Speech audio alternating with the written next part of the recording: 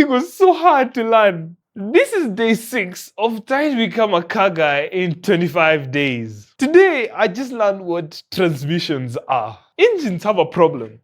Okay, not a problem, but more of a condition. They need to constantly run at a certain revolutions per minute. If the RPM is too low, the engine will stall, and if the RPM is too high, the engine will break.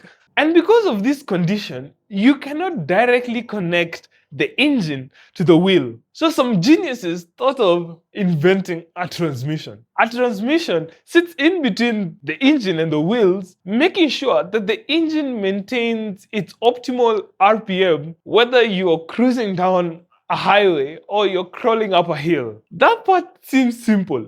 Honestly, I think that's the easiest part. But the hardest part is understanding the 3 types of transmissions. The first one is a manual transmission. I think everyone is familiar with that. This transmission allows you to select gears yourself. Gears ranging from 1 to 5, 1 to 6, so on. One characteristic of a manual transmission is the clutch. So where there's a clutch, there's a manual transmission. Then there is an automatic transmission. The transmission does the gear changing for you. You don't really have to do anything. Again, these things are really complicated. I'm skipping so much, mostly because I didn't fully understand them. Then there is a CVT, a continuously variable transmission. This transmission is kind of unique from an automatic transmission because it has a high strength metal belt that is continuously running between 2 pulleys.